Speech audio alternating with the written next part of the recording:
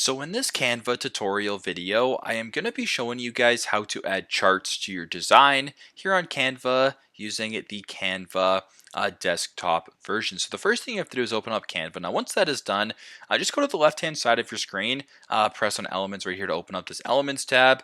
Simply just scroll down to the bottom right here below Audio where it says Charts right here. Then press on See All.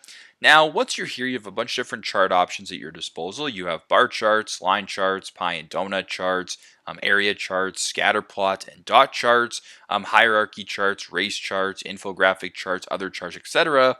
at your disposal here on Canva. So if you wanted to go to bar charts right here, you can press on See All. You view a bunch of different styles. So if you want this one right here, just a very basic bar chart, just like this. It's right in front of you. So now once you're here, what you can actually do is change a whole bunch of different options right here.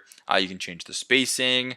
You can edit the dimensions right here. So you can add more data if you want by going to add more data right here. You can change the data right here. So if you want to make this 10, for instance, make this 10, and we'll make this 10 so it's all the same size. So we'll make this 15, 15, 15, so it's all the same.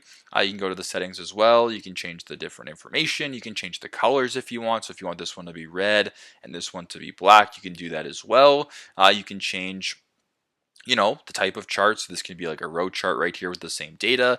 You can play around with it, whatever you guys want. It is right here in front of you here on Canva. So very simple, very straightforward, but that is how to add charts to your design here on Canva using the Canva desktop version.